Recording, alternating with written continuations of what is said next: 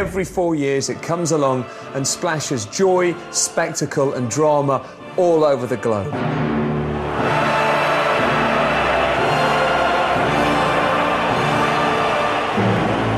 Mondiale, La Coupe du Monde, Das Weltmeisterschaft.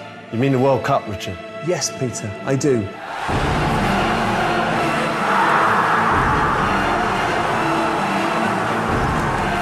Exotic players from far-off lands, passionate fans, thundering free kicks. Oh, it's in! Unbelievable saves. And most of all, my goal against Trinidad and Tobago. It's a crouch! No, Peter. Fluky goals are not what we really remember. Well, I do. It was the Nuremberg Frankenstadium in the 83rd minute. The ball came over from Bex. Thank you, Peter. But what we really remember are the World Cup shocks. Terrible, Jaron. This is awful. This is awful. For the next 2 hours, you're going to be watching our personal list of the most jaw-dropping moments the World Cup has ever witnessed. Even Gordon Ramsay watching it would go, "That's too much swearing." It's kicking off. They were pure evil. Has there been a match like this? This is the ultimate countdown of cock-ups. It was one of those, you know, let out a little bit of wee moments. And cards. Has the referee got a grip of this game? He got a straight red for that. There'll be misdemeanours. Germans sometimes need to get a sense of humour. And missed penalties. He's cost us the World Cup, hasn't he? That's a shocker. To Argentina as well. Broken hearts. I never knew that it would go that bad. And broken faces. You just want to whack him. We'll see the knockouts. That was unbelievable what he's just done. And the walkouts. Got no comment on that. And go from the sublime A wonderful goal! You got to hold and give. to the ridiculous. And that is plain stupidity. Welcome to our 50 greatest World Cup shocks. 50. I better put the kettle on. When it comes to penalty shootouts, the Germans are clearly die Obermasters. Played for, won for. Lucky? 9. Vorsprung durch Technik, eh, Jens? In 2006, Jens Lehmann wasn't going to rely on mere statistics in a quarter-final shootout against Argentina. Instead, he used a shockingly sneaky tactic. Rather than follow the theory favoured by English goalies, fall over as the ball flies past you, he'd get organised, get serious and get efficient. That's very German. With goalkeeping coach Andreas Köpke, he'd written a list of where the Argentines put their penalties and kept it tucked in his sock. I love the idea of Lehmann having notes upon his person during the game in case of the eventuality of penalties. You know, just ready for any possible scenario. There's been a pitch invasion. What do? I will consult my notes. Lehmann picked the right direction for every penalty, saving from Roberto Ayala. Saved by Lehmann! Then, for the crucial kick, up stepped Esteban Cambiasso. Lehmann very ostensibly takes out a note from his shin pad and has a look. And at that moment, Cambiasso realised that Lehmann has some sort of information of where he's likely to shoot. How off-putting is that? It's like, you know, when someone passes a note about you and you think, what's he saying? What does it say about me? You get really self-conscious. Will you stick with your regular choice or will you change it because you know that the goalkeeper knows where your regular choice is? It was the ultimate act of kidology. It's Germany! Cambiasso's name wasn't on his list. Jens Lehmann is the hero and Germany are into the last 4. He saved the pen, sparking scenes of mass German jubilation. Jens joined in too, efficiently, coldly, ruthlessly. You expect the Germans to give you a good old kicking, but the last thing you expect from the Brazilians is dirty play. But in USA 94, against America, on Independence Day no less, one Brazilian misunderstood what the Constitution says about the right to bear arms. Leonardo foul was awful. He just jams his elbow back. Awful. Ramos falls onto the ground and then sort of jerks again. You know someone's trouble where they're sort of jerking. It's like a shock. When you get a player like Leonardo, whack in the face, it's just shocking. It was the last thing everyone expected. No, the last thing we expected was for the commentating Chris Waddle to defend it. I think that's a very bad decision by the referee. Are you sure, Chris? Did he mean to do it? You know, it's hard to say, isn't it? Really? I quite laughed at it. I thought it was quite funny because I used to do that myself when we used to get kicked. Yeah, a little bit of play acting there involved maybe as well. Yeah, get up, you big baby. The poor fella broke in his jaw. It was horrendous. Yeah, and he answered him. Sorry, I'll make an apology. He does deserve to go. Well spotted, Chris. Leonardo was fined £5,000 and banned for 4 games. Tab Ramos spent 3 months in hospital with a fractured skull. Chris Waddle invested in a guide dog.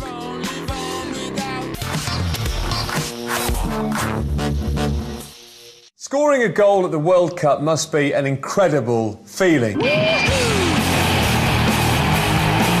Richard. I can only imagine what it must feel like.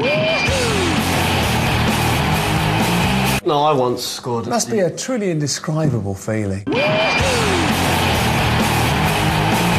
Well, I can tell you what it's like. It was. Suppose I'll never know. Sorry, Pete, what were you saying?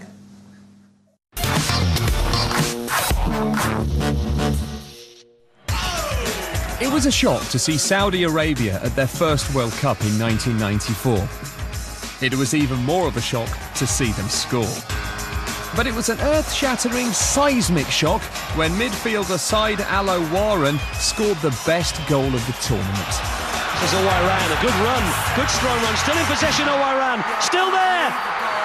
They've scored again. Saudi Arabia, 1-up against Belgium. Just 5 minutes gone, and it's Said Owairan, the number 10.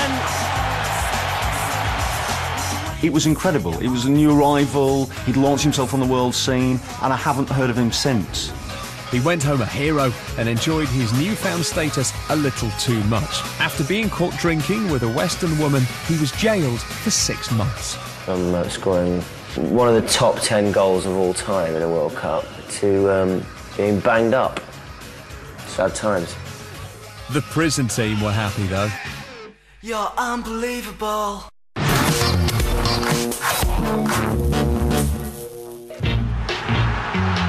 As much a part of the rich tapestry of the World Cup as sticker books and England losing on penalties are the shocking hairstyles that grace the world stage every 4 years. It's amazing how footballers do tend to take the World Cup as their stage where they really want to kind of showcase some of the more bizarre haircuts. There was Ronaldo's famous power cut, named after the fact that there'd been one in the barbers when he was having it done.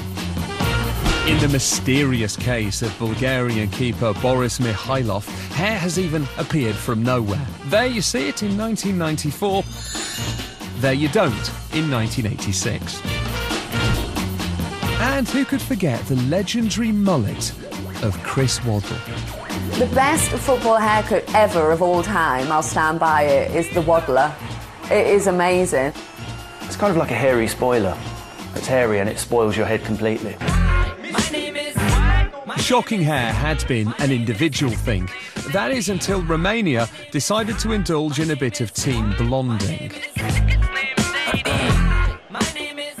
I thought it was amazing when the Romanian team came out with all bleached hair. I mean, that obviously that kind of collective spirit of wanting to just, you know, make a real statement. From a hairdresser's point of view, that was fantastic.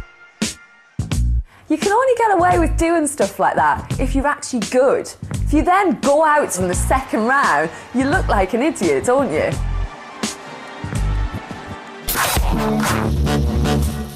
Pete, what are you doing? Trying to get the telly to work. I want to see Owen's goal.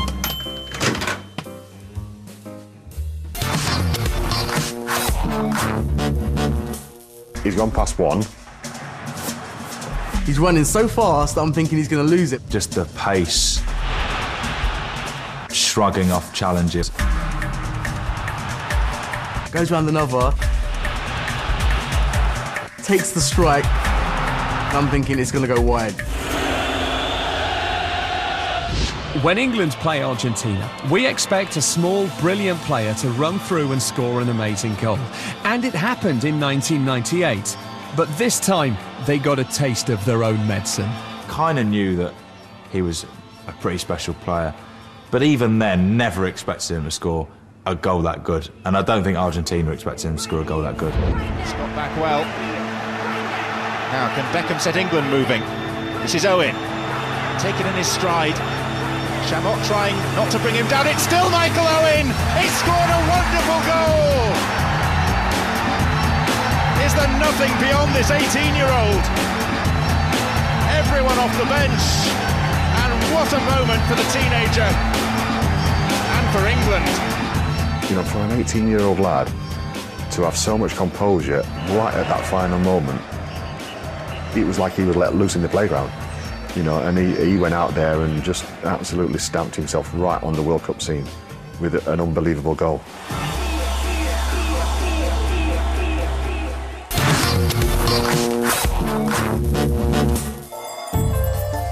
South Korea, 2002, July.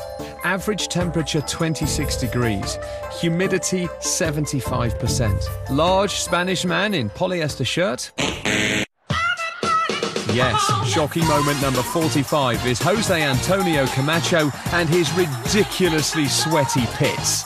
It's very sad that we remember him for his personal hygiene issues rather than anything else he did in the game. This guy comes out and he wears everyday clothing. Do you know what I mean? He doesn't dress for the weather at all. Do you know what I mean? It wasn't cold. Yeah, he knew that. The weatherman didn't lie. Yeah. I went for short-sleeved and cotton, personally. You want a very nice shirt, but more important than the shirt, you know, your missus would go, have you got everything? You know, a cool shirt, that hot climate. Have you got your deodorant? You know, didn't any of the players say, hey, Camacho, have you tried this? It's called deodorant. Just give it a go. Just please give it a go. There was a lot going on under that armpit, do you know what I mean? And I'm thinking to myself, that's not going to help the team for confidence, is it? I mean, any time he put his hands up to demonstrate, they must be going, oh, crikey. You know, you'd switch off. Camacho there drying his armpits whilst appealing.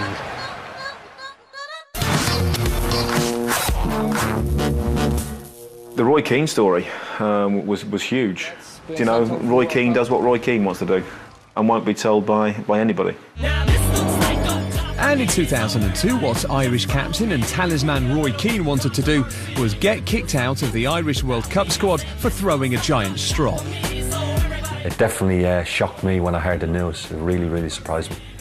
That was ludicrous, because the press went mental and they were like, oh, Roy Keane's ruined Ireland's chances. What? Like their chances of getting knocked out in the first round, which is what's going to happen. Keane, unhappy with poor facilities for the squad, sought out manager Mick McCarthy for a quiet word. Unfortunately, it was the C word. I will not tolerate the level of abuse that was thrown at me, so I have sent him home. He was upset about the dry cleaning standards of the kit, and then he wasn't happy that the team had only eaten cheese sandwiches on the flight. He was saying that was not a diet for a World Cup team. Got no comment on that. It was Ireland.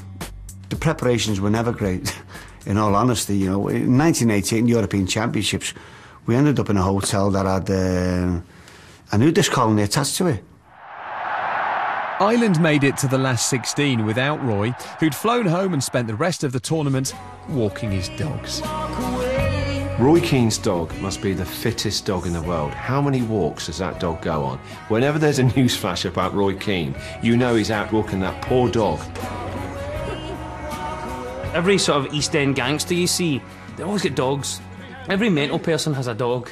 It just kind of reflects them. You go to any rough estate in Britain, there's always a dog barking outside a boarded up house, and I think Keane's got that mentality. He's like the Phil Mitchell of football. I'm not mad enough, so I'll get two dogs that could kill you. That's what my mum and dad do when they have an argument. My dad goes and walks the dog. I'm not suggesting that him and Mick McCarthy were indulging in that kind of a relationship. Sexual. Actually, my parents isn't probably a sexual relationship now. They're in their 70s. There are certain things that make England great, like fish and chips, cream teas, cricket, the Queen, brown sauce, the M6, high rates of teenage pregnancy, beer bellies. All great things, Pete, but there's nothing more English than losing on penalties.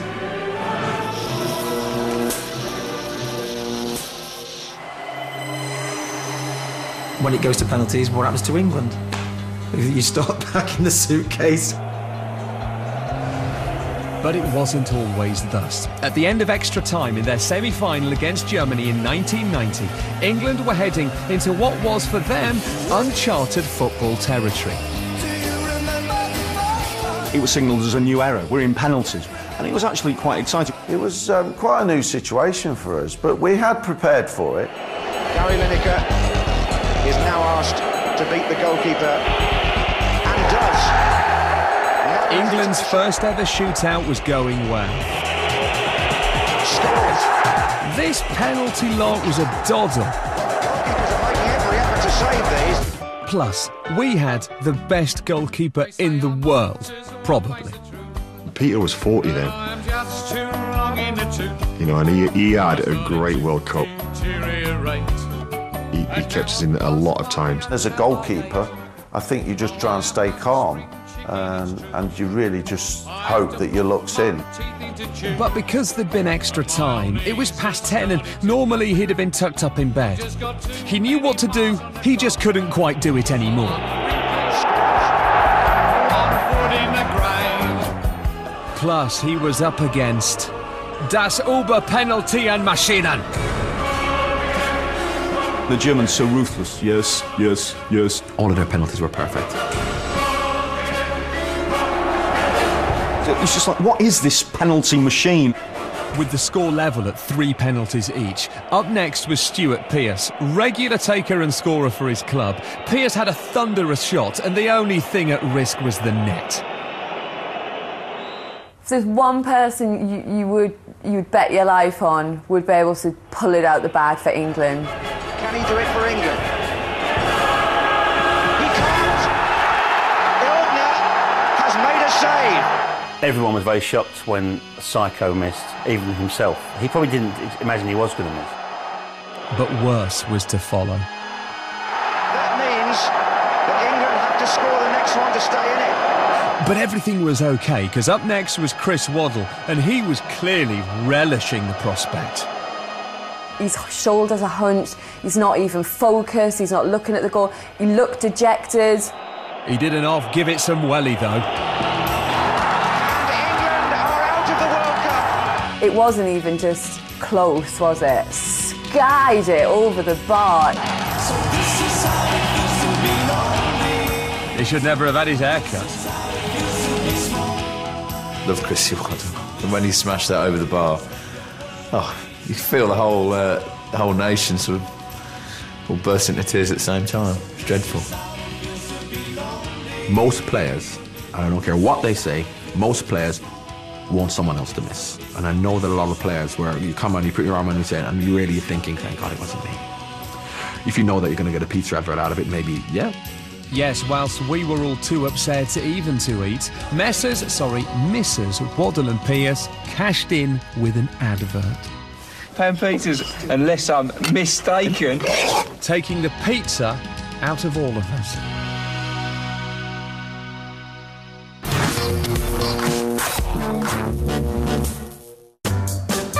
In 1994, mild-mannered Gianfranco Zola was stunned when Mexican referee Brizio Carter sent him off just 7 minutes into his World Cup debut.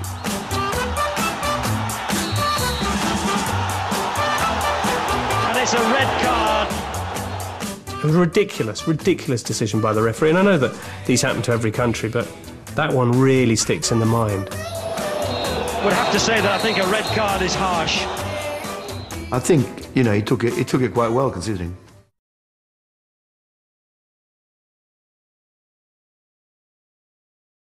It literally collapses when he sees what's happened.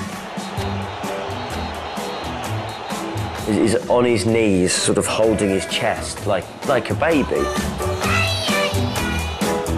He gets even more sort of petulant and he starts trying to pull in the advertising hoarding. Verge of tears. But while there was pain for Zola, Nigeria's Sunday Olasey seemed overjoyed with his teammates' apparent injury.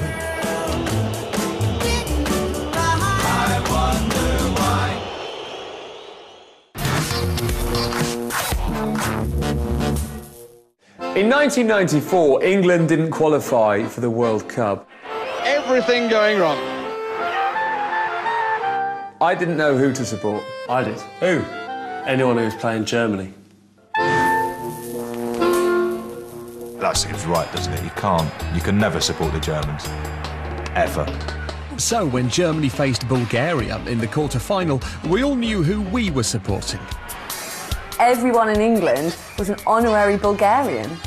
They weren't expected to do anything, but they did have the scariest man in football, Trifon Ivanov, a man only his mother and horror film fans could love. I must say that if anyone who wants to be a footballer, they're a real inspiration to a bunch of hairy, beardy, weirdy deformities. Before the tournament, Bulgaria had a 100% record in the World Cup of never winning a game. Germany were reigning champions and usually won everything. Little Bulgaria were seen as just another stepping stone to bigger and better things. And within the blink of a Klinsmann dive, A penalty is given. the Germans were ahead. And he scores in the corner. Germany already had half a towel on the semi-final sunbed. They're cruising it, and then the unthinkable happens. Stoichkov. Yes! Bulgaria have equalised, and they're back in it. Then, in a refreshing show of German inefficiency, they forgot the golden rule of football. Never underestimate a team whose names all end in V. Yankov.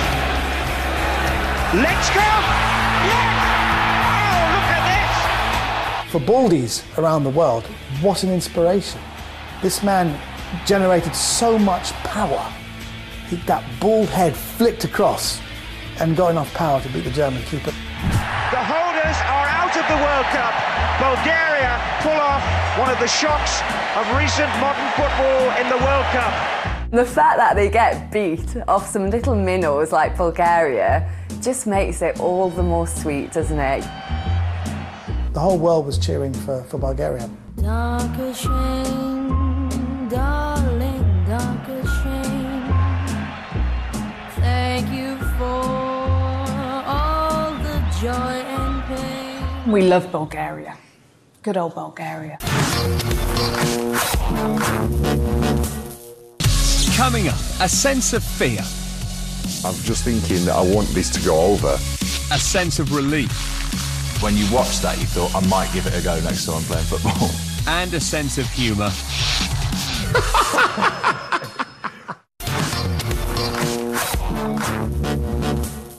Now this is a famous one. It's one of those things where everyone remembers exactly where they were when they saw it. Pete, where were you? I can't remember.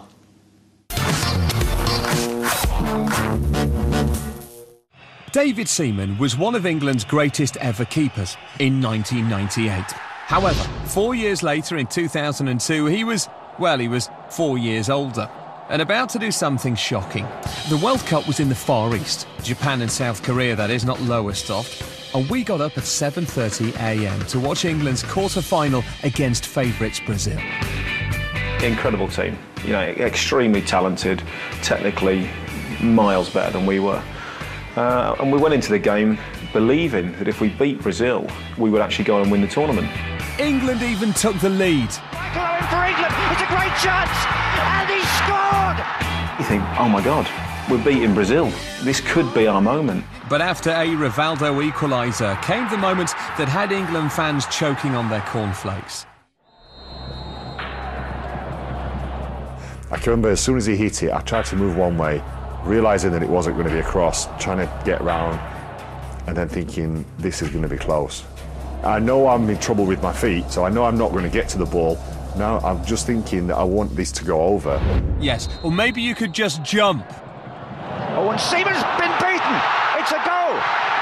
He scored direct from the free kick. I could hear it clip the bar on its way down, but then straight away, the rustle of it hitting the net as well. You know, and you wouldn't think you'd be able to hear it because of the crowd or the noise or whatever, but when he hits the free kick over, everybody goes quiet. You know, so I could hear it, and that's the worst noise ever for a goalkeeper, is the ball hitting the net. Well, jump then. Nothing the keeper could have done. Except jump, perhaps? You know, Dave Seaman Nobody expected that to happen. In the biggest game of his life, Seaman had forgotten how to jump, and England were heading out of the World Cup. It was difficult because me and Rio got dragged into the drug testing room with, would you believe it, Cafu and Mr. Ronaldinho himself. And the guy that's put you out has scored this freak goal, is basically sat there gloating. And you know, and you just want to whack him. For David Seaman, though, there were very different emotions. I can remember getting to the halfway line and then looking down and I just saw all the England fans and then I just got like so emotional. And it's only from pictures and the footage that I've seen that David came up to me, Sven came up to me, Ray Clemens came up to me, and I couldn't tell you to this day what they said to me. Dave, why didn't you jump? David Seaman took it personally. You know, he blamed himself. None of the players, not one of the players, blamed David Seaman for what happened. I was just in my own zone and just gone. You know, I was just devastated. It will always be there for the rest of my life.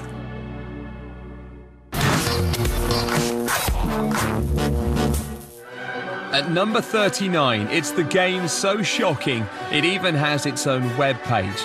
Look up the Battle of Nuremberg on Wikipedia, and you don't get tales of World War II.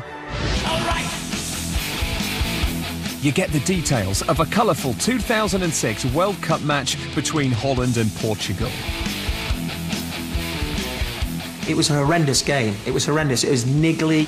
The referee's trying to calm things down. It was bitchy. That's a sending off offence in its own right. And I think that now stands as the record as the most bookings and sendings off in any one game. It was a record-breaking mix of nasty fouls, playground play acting, and a card-happy Russian ref. Valentin Ivanov dished out 16 yellow cards and sent off 4 players, making it officially the dirtiest World Cup match ever. Has there been a match like this in World Cup history? Incredibly, there was, on average, a booking every 5.5 minutes. It was just embarrassing to watch, but also gripping at the same time. Deco has to walk, and that is plain stupidity. Has the referee got a grip of this game? Scolari thinks no. And Van Bronckhorst is dismissed. And I'm afraid that brings a rather sordid end to a steamy and very unpleasant evening in Nuremberg. Oh, and by the way, there was a goal. Not that there were many teammates left for Manish to celebrate with. The players, after that, should look at themselves and be hugely embarrassed. Yes, you bad boys, go and sit on the naughty step.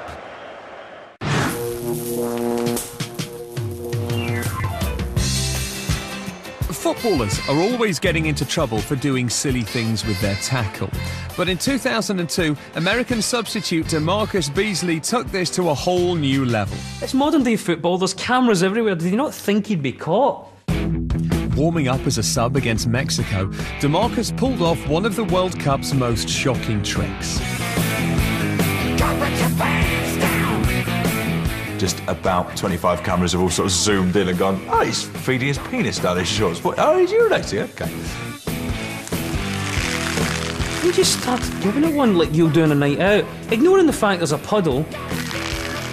And he's lunging in a slightly creepy gym teacher way. It was a real sort of 16th century hand-on-hip lunge urination. You tend to the wild stock while I have a wee in traditional English pose. I'm complete, dear. Time for a flan. I'd say 99% of men have never urinated in that fashion. But when you watch that, you thought, I might give it a go next time I'm playing football. Yeah, I think I got away with that one.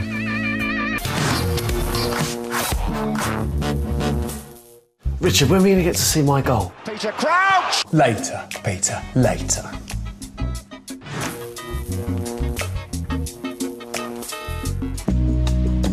Croatian football legend Slaven Bilic is one of the game's nice guys. Bilic is a really nice bloke. We all like Slaven Bilic. We all think he's very cool. He plays in a band. Really nice bloke. But I bet Laurent Blanc doesn't think that. With Croatia trailing France 2-1 in the World Cup semi-final in 1998, Blanc and Bilic were involved in a scuffle in the box. The referee's not happy with that. He wants it retaken. There was some scuffling going on in the penalty area, which he spotted. Bilic goes down as if his head's been hit. The referee buys it. Blanc takes the walk of shame. Blanc was sent off for the first time in his career, but the real shock was about to be revealed by the replays. He'd hardly touched him. Imagine in the World Cup semi-final being sent off for someone feigning an injury, for someone grabbing their feet and drop. I mean, it was horrendous. Blanc was off, but justice was done as 10-man France won the semi-final. Despite the whole world being able to see what happened, FIFA refused to lift Blanc's ban. There would be no final for either of them. Blanc handled that with dignity when you think about it. Can you imagine being suspended wrongly for a World Cup final?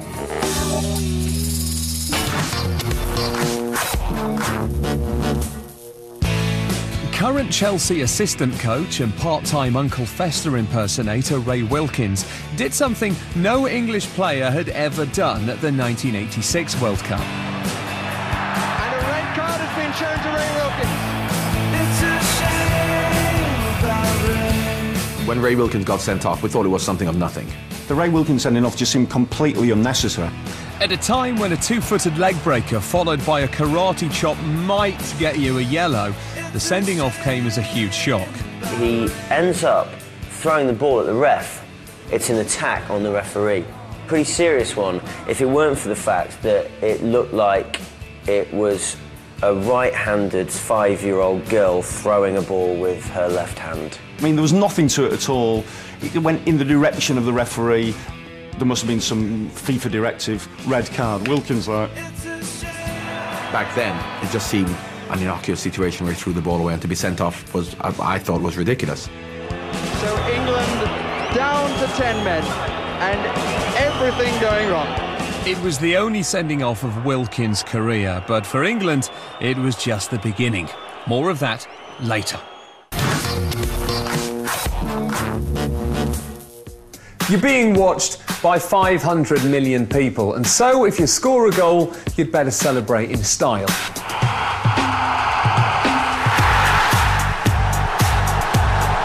But what kind of numpty would try and pull off a ridiculous, rehearsed and contrived celebration?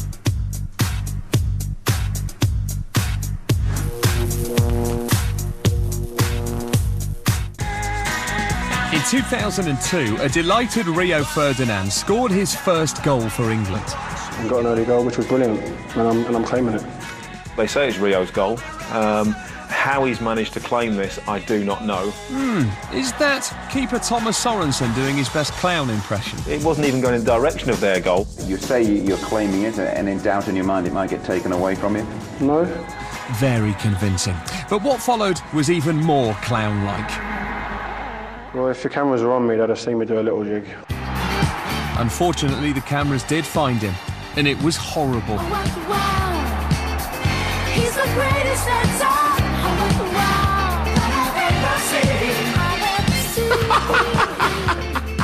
That first few split seconds after you've scored a goal, you're just uncontrollable. He's just completely lost the plot. So he kind of wants to do his dance, and it's kind of just turned into like a little, like, he doesn't know what's going on. He's just all over the gap. Apparently you've been giving the Force a bit of stick for lack of celebrations, haven't you? Were you happy with yours today? Yeah, I was, to be honest. Yeah, I showed him a bit of rhythm and that. So I think the Peckham came out of him there. I think when Rio done that was for the lads at home. Like, yeah, that was for you guys. That was for you guys. So we appreciated that, Rio. We loved it. Rio's jig also gained him access to a special VIP club of shocking goal celebrations, where Roger Miller shakes his hips, Brazilians shake their babies, and English fans shake their heads. Where this fella's caught in the net, this bloke's caught short, and these guys are just caught looking ridiculous. But of course, none of them are as classy as this.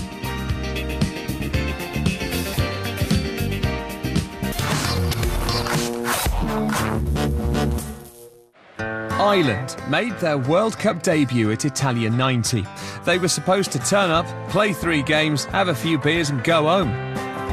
It was like a club team playing international football, and so, you know, we had probably as good a spirit as anywhere in the world, you could say. And despite a little of that spirit being 40% proof, they shocked everyone and qualified for the knockout stages. We all thought, right, every game is going to be a bonus, every game is going to be like the World Cup final for us now, and let's see how far we can go.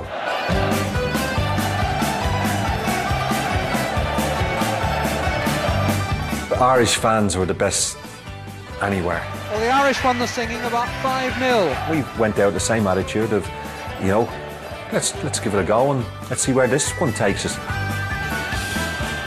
And where it took them was to the dreaded penalty shootout.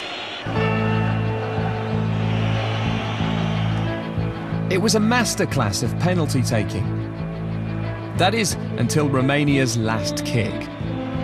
Barely a run-up. Oh, and it's been saved! Ireland just had to score their final penalty to win, but everyone was gobsmacked to see who was going to take the most important kick in Irish football history.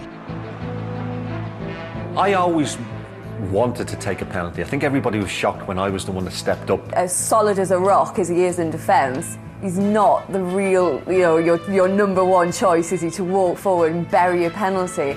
I always thought I'd love to test myself in a situation. It could be like the last putt in a major and see could you do it all on your own route, relying on teammates. Come on, David, just knock it in. It was a long walk. You see the goalkeeper, you see the referee there waiting for you. You're hearing nothing really. You're hearing a stillness of thousands upon thousands behind that goal. Still, everything is in your hands. And step back, take your run up. Everyone thought he was going to miss. Ireland! They are in the last 8 and the party can begin. I see this explosion of green behind the goal. Biggest mistake, standing still. Nearly got killed by all my teammates. My wife had stepped outside. He couldn't watch it. And my son, he was 6 years of age at that time, rushes out and said, "Daddy scored." She said, "Don't be so daft." It was fantastic, a great memory.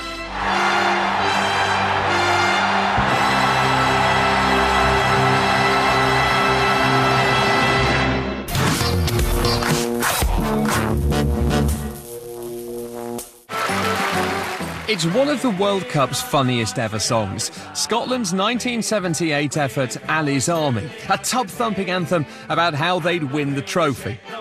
When we win the World Cup. They went out in the first round.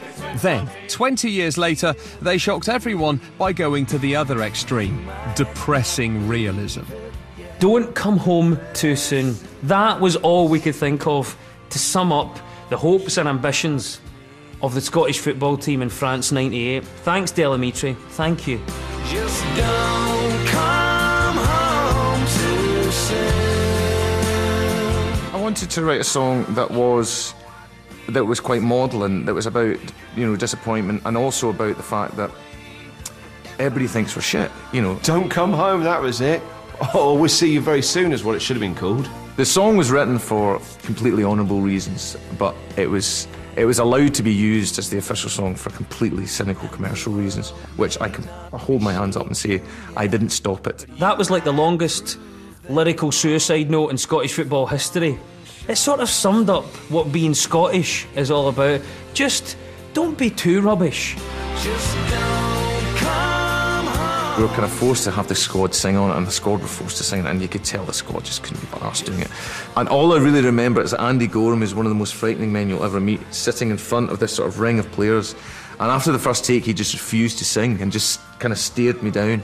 And all I thought was, he's going to kill me. I'm a dead man. I had an old guy come up to me in a pub not long ago and say to me, "Are you the bloke that wrote Don't Come Home Too Soon?" "Yes, I am." And he just said to me, "You should be ashamed of yourself."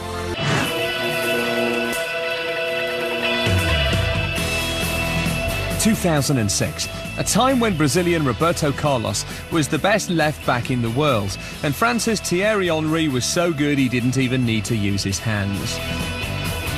The two met in a quarter-final when Carlos did something that lost the game for Brazil, sent them tumbling out of the competition and left him looking like a spanner. Henry was absolutely at his best, you know. Carlos was supposed to be marking him. Let's take a closer look. Here is a very good striker. Here is the world's best left-back. Now, what's the last thing he should be doing? Yeah, that's right, tying his shoelaces. Henry's there! Thierry Henry for France! What was Roberto Carlos thinking? You're marking Henry, one of the best players in the world, and you're tying your shoelaces. And watching the whole thing unfold, it was a very simple tap-in for Henry. Well, a lot of people in Brazil also think, what the hell happened there? Henry comes round the back post, absolutely unmarked. Straight into the roof of the net. A lot of people crucified him for that. It's okay, he wasn't actually crucified, but he did take the blame for Brazil's exit and failure to defend their title. If only he'd gone for the Velcro.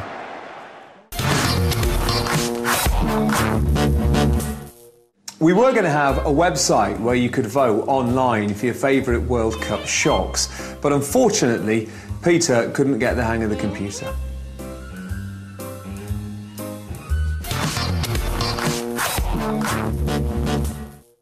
Ask any England player about their quarter-final against Cameroon in 1990, and they'll tell you that the unknown Africans were not being taken lightly. No, sir.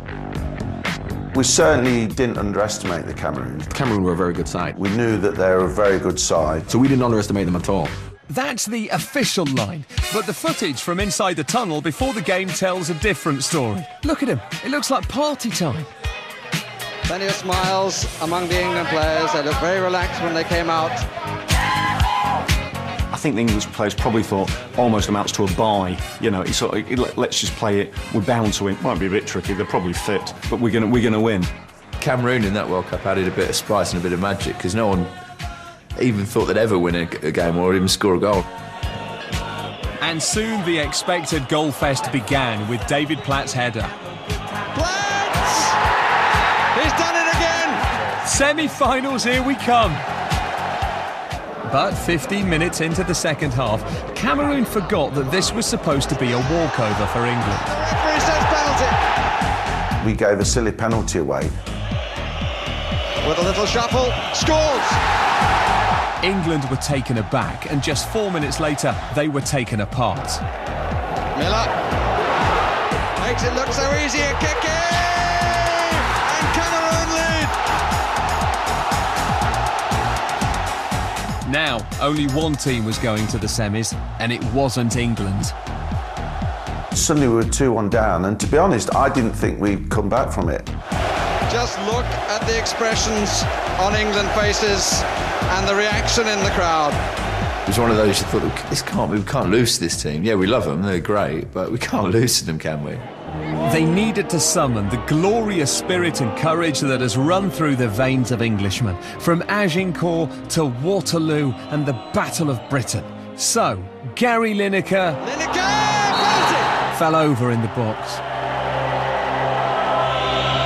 Never a more vital penalty for England. I remember Gary saying to me, he'd never felt pressure like it. It's all fair! And suddenly the expressions change. And in extra time, Lineker fell over again. Thankfully, I think it was Lineker, wasn't it? He scored the penalties and got through that one. England are in the semi-final. That really was a relief when we actually, the final whistle went. Still to come, tears. Oh dear. Oh dear me. Tantrums. Skill from Garcia. I lost the plot. And the disappearing art of defending. Terrible challenge by Masting. There's a boot flying off. It feels like there's landmines going off everywhere. Back in the 80s, it took a lot more to get sent off than it does today, which makes it all the more remarkable that Uruguayan Jose Batista still holds the proud record of being the fastest sending off in World Cup history. Just 56 seconds into their game against Scotland in 1986, Batista treated Gordon Strachan to a traditional and very warm Uruguayan welcome. And there is a first indication of how the Uruguayans might be approaching this as Batista brings down Gordon Strachan, and there is a red card. He's off. Oh, what a start. Batista is off. It was a shock because you used to, in those days, get away with it. The referee would normally have a wee word, and I think we were all shocked when the referee produced the red card.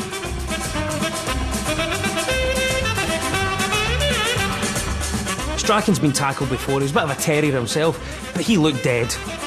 I mean, beyond dead. He was comatose, finished, out of the game.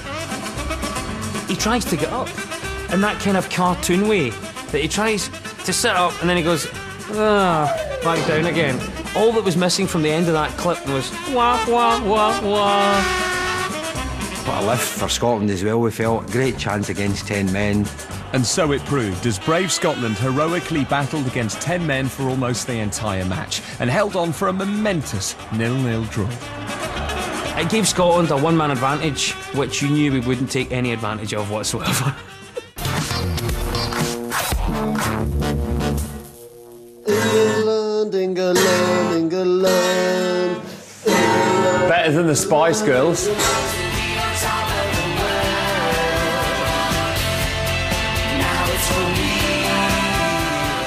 Every time England qualify for a World Cup, there is one guarantee. We'll have a truly shocking World Cup song.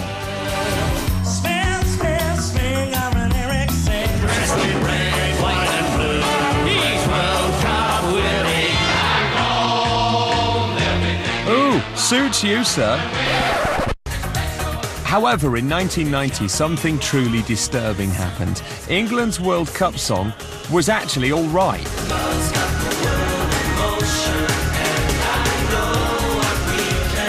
World Emotion from 1990. It's got to be the best World Cup song ever, right? World Emotion is still a great song now. I still get stirred up now. It's an incredible song. It cheers you up. You can't be depressed listening to that song. You could sort of dance to it. It was sort of quite cool. Love's got the world in motion. It was all a bit hands in the air, kind of the terraces meet ecstasy culture. So the timing of it was fantastic. New Order, helped by Lily Allen's dad, he's the slightly odd-looking bloke on the right, wrote the record and England stars were all clamouring to take part. Well, 6 of them were anyway. Of the 22 players, only 6 of us went to do the song. The others were in the pub, didn't even turn up. Because we hadn't known it was going to be with New Order. We just thought, typically, in 86 we did a song and we did an album and it's like, here we go, arms around each other, which was rubbish. And we thought it was going to be that. So when the 6 of us got there, we then saw these other people and we thought, who are these people here doing our song? And then that's when we found out it was, you know, New Order. Their song, we're in it, but it's New Order song, which is a legitimate pop group. And one ingredient of the song made it a surefire winner. John Barnes, to be honest, giving a masterclass on how to rap. You got to hold and give, but do it at the right time. You can be slow or fast, but you must get to the line. Jay-Z still watches that every time before he goes on a big stage, apparently. I think we should bring that back. I want to see Wayne Rooney spit some bars. That's what I want to see. It's a catchy tune, and every time I go anywhere now, people say, do the rap, so. Can you do the rap? Of course I can. You got to hold and give, but do it at the right time. You can be slow or fast, but you must get to the line. Yeah, John, we're all right, thanks. Defend and attack.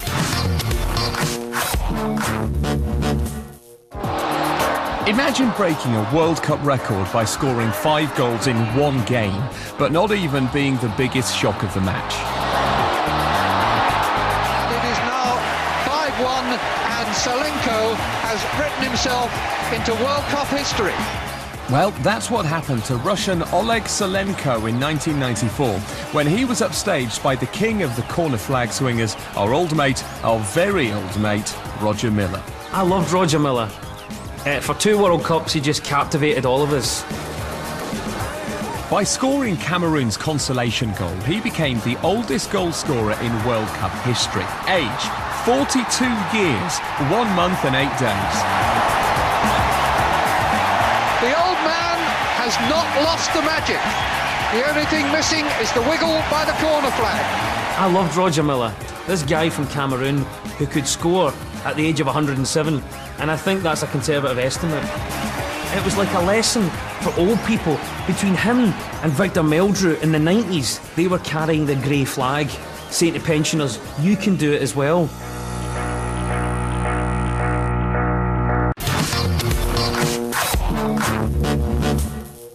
There's always this question that Scottish people ask, why do we never get past the first round? I think the answer is because we're rubbish.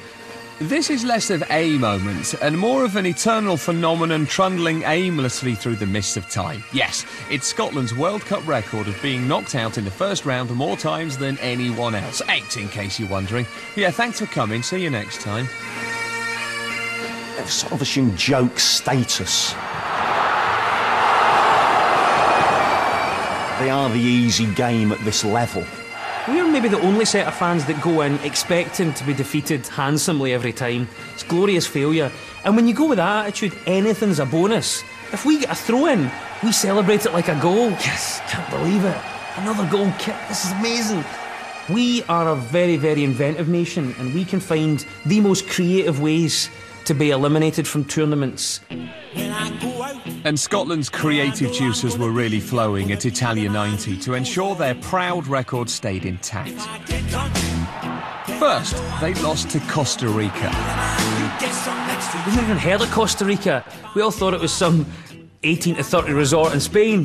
Next, they beat Sweden. Person got a flag. McCall! Part of the plan to tease their fans before the crucial game against mighty Brazil.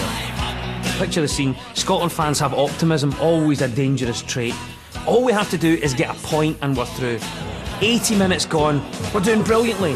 Had a couple of scares, but we're shutting them out. Then, Brazil hits a long shot, but Jim Leighton's in goal. He's quite good. We're just shouting, oh, Leighton's got this. Leighton's not got this. He spilled it, it's out. He's never going to score that. He's never going to score it. That's in the net. That's 1-0. Oh well, that's that done. See you in 4 years. Thanks guys, been lovely. Cheers Scotland. I don't think it's so much that the World Cup in Scotland don't mix, just that Scotland and football don't mix. I'm going to get in trouble for saying that, aren't I?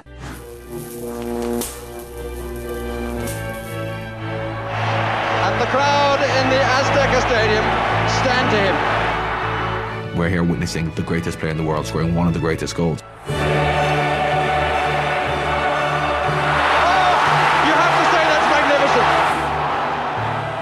Yeah, great goal, whatever.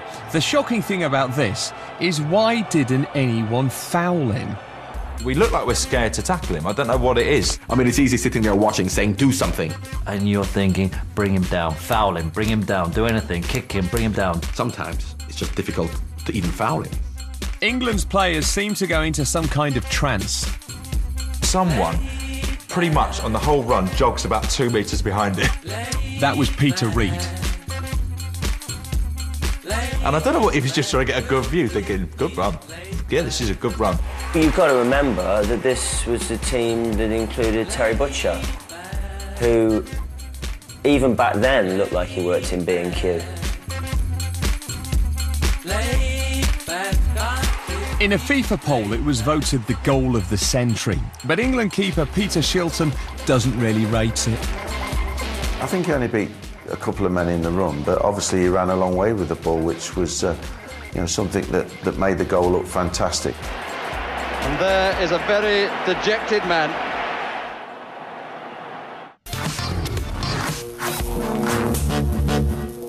We've reached half-time, but what will be our most shocking World Cup moment?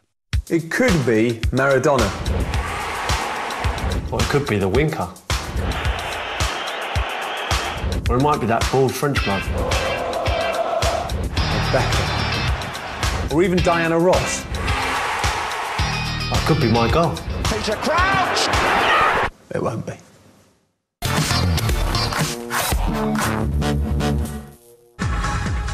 By far the biggest shock in 2002 was that the World Cup was held in 2 countries, and one of them was South Korea, who surprised everyone by giving themselves a shot at a quarter-final place. But Italy would obviously trample all over that little pipe dream.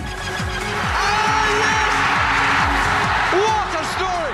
But hang on, they knocked Italy out 2-1 with a golden goal. And in the spirit of fair play and good grace, the Italians cried foul. It's probably the worst game, and I've had to watch being refereed by someone that clearly had an issue with Italy. Their talisman Totti was sent off for diving, and the whole of Italy shouted conspiracy. You saw Trapattoni there. You tried telling him the world's not against him. Or maybe they were just angry for not trying to fix it themselves. Mamma mia! So you want me to talk about corruption in Italian football on the television? You've got to be mad. Personally, I believe that when it came to the game against one of the host nations, that it was in no way an inconvenience for FIFA to have a host nation remain in the tournament. Yeah, there have been some strange decisions, but conspiracy theories generally come about afterwards. There seemed to be a strong wind blowing behind them, if you know what I mean. You mean it was a fix? Equally, though, we wouldn't be talking about this if Christian Vieri had actually put that ball away just before, 88th minute, the easiest chance of the World Cup. Oh, right, it wasn't a fix then. Vieri misses! Still, Italy got revenge on Korean goalscorer An Jung-hwan. He was playing for Perugia at the time, and they just decided to get rid of him because he'd scored against Italy and he lost his contract. I think what it's going to be like for the North Koreans this World Cup, because if you make an error and you're in North Korea, you don't lose your contract, you probably lose your family. And referee Byron Moreno will be taking a huge risk if he ever goes out for an Italian meal again. The referee in that game's got a lot to answer for, and I wish he came to my restaurant so I could cook for him.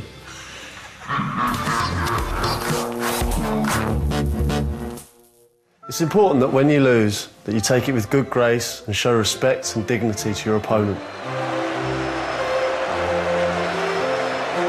Yeah. Or, if you're Argentina, you get stuck into a mass brawl. It's Germany v Argentina in 2006, and the Argentines had just gone out on penalties. Cue mayhem. They just went mental and brilliant. Not only have we had a penalty shootout, we've got a post-match fracas. Everyone loves that. So the game's over, but it's not over. Bonkers. Nailed it. His karate kicked him right in the groin. I've never seen anything like that. That was unbelievable what he's just done. You know, staff getting involved, coaches, waves of Argentinians sort of like milling, massing around the Germans. It was a complete melee. Oh, look at this. The Argentines have lost their cool completely. This is awful. This is awful. No, it was brilliant. The funny thing was, the directors didn't cut away to the crowd. They just let us see the whole fracas going on. Let's concentrate what everyone wants to see. It's kicking off. It was great, total little close-ups and heights, and one bloke just kind of jumping, trying to get to people. The World Cup definitely needs those moments when you get to see a bit of drama, stuff that you're not really supposed to see. Bonkers. If scrapping Argentines wasn't enough of a shock, perhaps the real surprise was that Jens Lehmann just kept walking. Perhaps fighting wasn't on his list. The World Cup would not work without one vital ingredient: the fans. There is always this thought about the Tartan Army. Why are we so upbeat, so positive, so hopeful? It's drink. I think the Irish fans were the best anywhere. I mean, everybody loved them. There's a lot of wacky fans. You see fans doing wacky things. But for me, the guy holding the snake, the guy has brought a live snake to a game, right? From reptiles to birds, Colombian and Brazilian, is it any surprise that a great deal of twitching takes place? There's always the cameraman manages to find the beautiful, stunning model in the crowd. And you think, go on, son. The fans also help to reaffirm a few national stereotypes. You get the Brits there, skinheads, a few drinks, bit of sunburn and a flag painted on their face. But in 2006, the Dutch fans topped the lot with this shocker. It's a bit like a red rag to the bull. Dutch beer company Bavaria ignored FIFA's rules on advertising and wound up the Germans by getting fans to wear bright orange lederhosen to matches. First of all, lederhosen are not supposed to be made from cotton, and they shouldn't be orange. So already they're in conflict with the authorities. Do you know what? The Germans sometimes need to get a sense of humour. Strict German organisers claimed the branded garments broke the rules and gave the Dutch fans a dressing down. The German authorities make sure that these Dutch guys lose their trousers. You see, they have got a sense of humour. But the Dutch fans had the last laugh by watching the Ivory Coast match in their underpants. I'd be more offended at that. What if you're there with your mum or your granny or something? You've got all these blooming Dutch fans standing there with their little packages out. And their ballsy attitude was rewarded as Holland took the Ivory Coast trousers down with a 2-1 victory.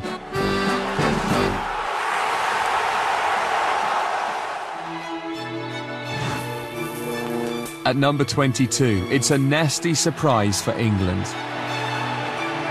Just gutted, gutted, gutted, gutted.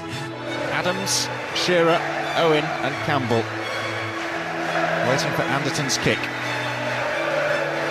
One or two disagreements, and Campbell!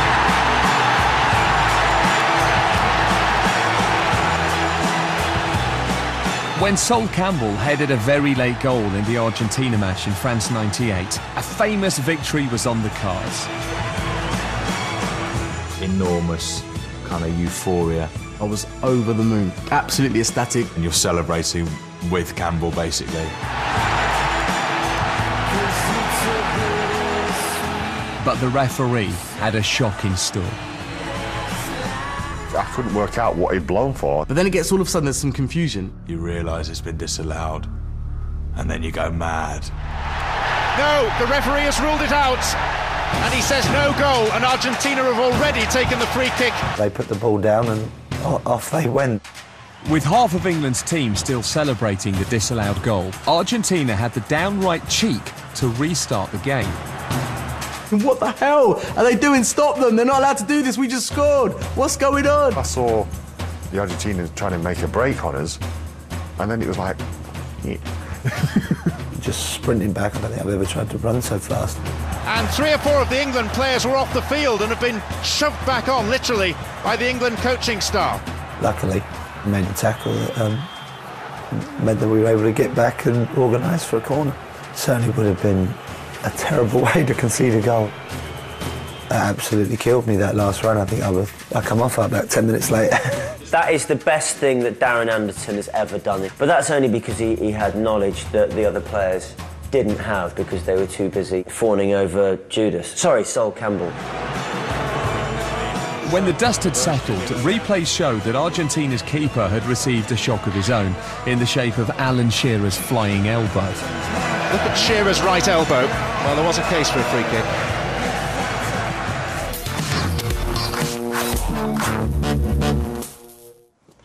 Pete! Quick! Quick! What? It's your moment!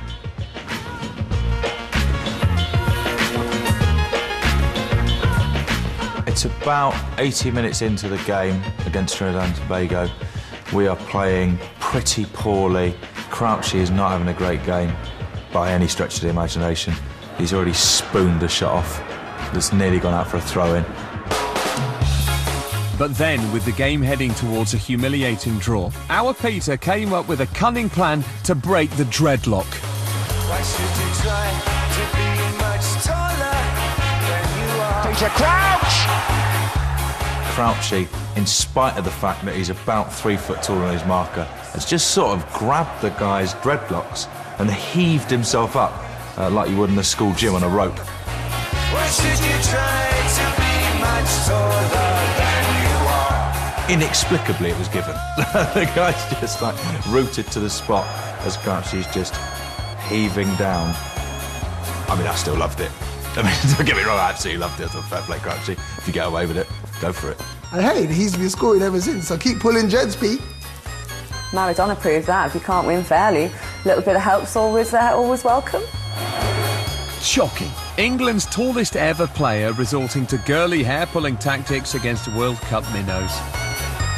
There you go, Pete. Happy now?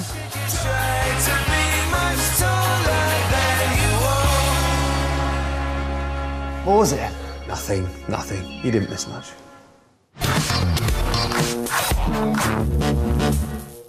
Still to come, the good. That's Beckham. Oh, it's in! What a great feeling that is. The bad.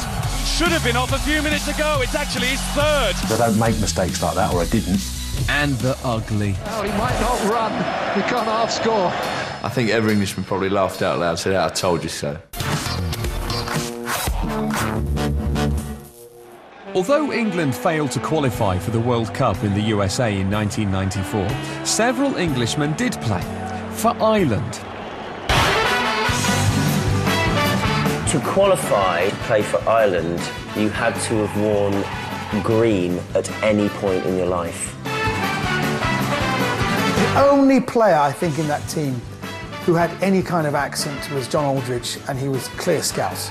And that kind of, qualifies. All eyes were on us. We're all used to being, hounded by media, but at that stage, everyone wanted to party. It was pretty amazing. It was intense. And it doesn't get much more intense than having to play three-time world champions Italy in your first game at Giant Stadium. I shall never, ever forget that day at Giant Stadium. As soon as you got to the ground, it was fast and green. The crowd was phenomenal, and they made a huge difference to the players. I'm pretty sure about that. And let's face it, Ireland needed it. This was David versus Goliath's older, harder and better-looking brother. Italy had the best player in the world, and Ireland had Steve Staunton wearing a hat. Somebody get this guy some Factor 50 straight away. And where the Italians were looking forward to bringing home the World Cup, the Irish were looking forward to filling their boots in duty-free. There was only ever going to be one winner in this. Italy were clearly the favourites. We knew we needed to get off to a good start. But not one of the 75,000 fans in the stadium, nor any of the millions watching on television, could have predicted the shock that they were about to witness. Knocked down by Houghton, goes for the shot.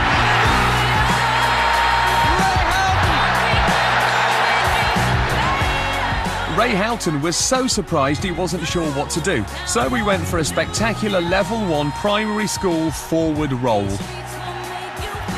Probably looks and think, oh my God, what an idiot doing that. It was a joyous moment for Ireland's Houghton, a man who was born in Glasgow. Ray Houghton is a Scot anyway, he's not even English or Irish. And the referee has called for the ball. And Jack Charlton's Republic of Ireland team had their most memorable victory yet. As far as I was concerned, England beat Italy that day. If you don't agree that that was one of the World Cup's greatest shocks, don't blame me. He chose that one. Now, here's one of mine.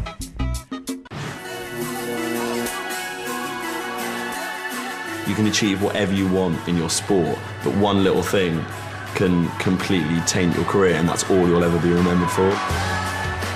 Brazil's Rivaldo will never be remembered for his great goals, fancy flicks, or even the fact he looks like he sleeps in a coffin.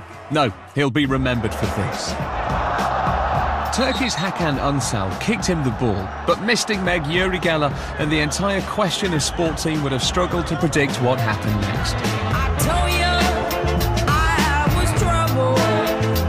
The first stage, you couldn't fathom. There's a linesman standing about 2 yards away who's just watching it and hasn't said anything, as this guy has got sent off for kicking the ball back. It is a red card. Oh, that's sad. That's sad. He didn't deserve that. What Rivaldo has essentially done is taken a decision. He's going to try and get someone sent off in a World Cup and just have no shame, no guilt. Presumably, I've never spoken to Rivaldo about it. He might be racked with guilt for all I know. He did kick the ball at Rivaldo, but it did not hit Rivaldo in the face. It's called Paula Radcliffe syndrome. Like, Radcliffe could win 100 marathons, she could break every world record, she'll always be remembered as that woman that did a little piddle in the street. In fact, the only way that he could not be remembered as the guy that clenched his face is if he took a piddle in the street now. That's literally the only thing you can do. Or maybe just a down by the corner flag.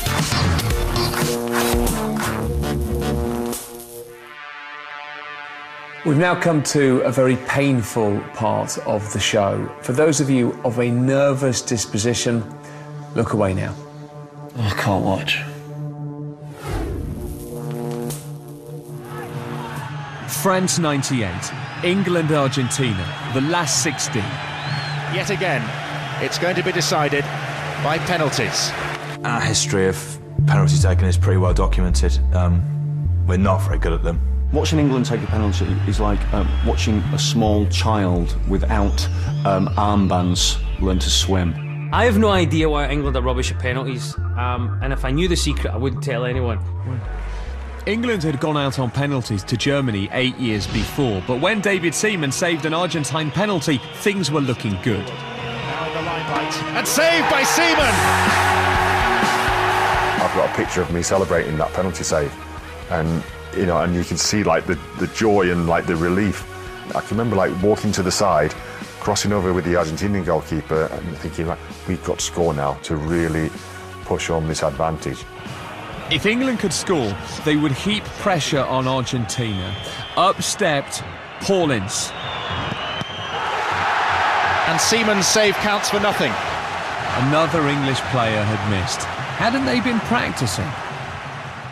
You can't practice penalties. You can't. Well, you can. You can practice taking a penalty, but you will never ever recreate the tension. We sort of think it's impossible to practice for big match conditions, so we just won't bother practicing at all. You put that ball down when there's millions watching you. You've got like 60,000 in the stadium. You look at the goal and it just seems to go like that. By the end of the shootout, it was up to David Batty to keep England in the World Cup. No pressure then, son.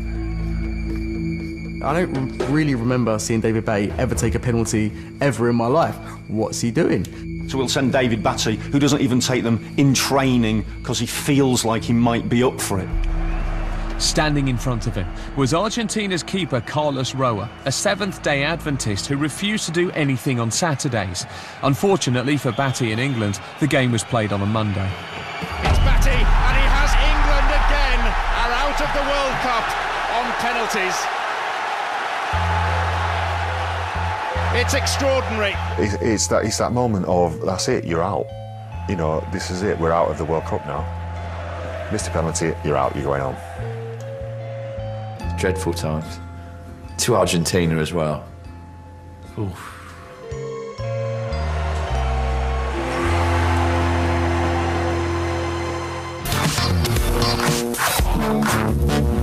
In 1990, Scotland's Bravehearts were knocked out by Brazil, literally in the case of midfielder Murdo McLeod, who'd got his face in the way of a Branco Thunderblaster.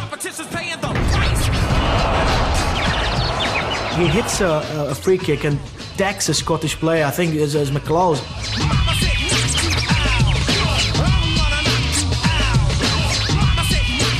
He was poleaxed. It was like taking a nuclear bomb in the face.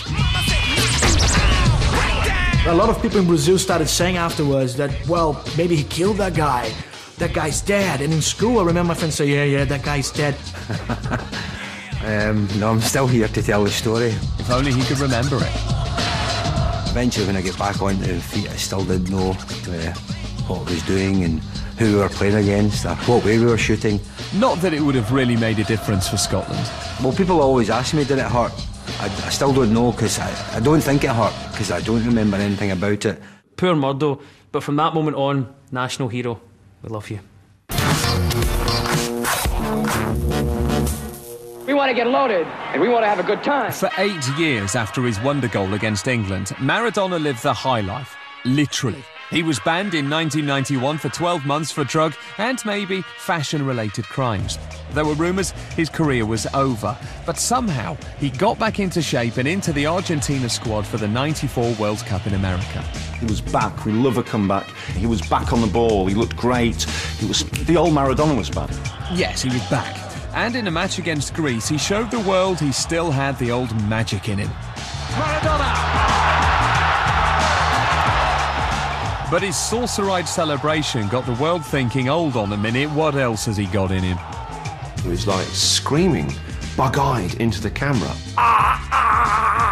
It's like being attacked by a rabid dog or something. His eyeballs are just ridiculous. And You can almost smell the barbiturates or whatever. You think, what is going on here? In the next game, totally randomly of course, Maradona was selected for drug testing after the match. Right, if you're a drug tester, let's test the guy going.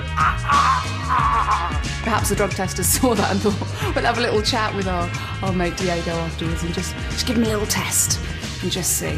It's not often you see a player frog marched off the pitch by a nurse. But Maradona managed it.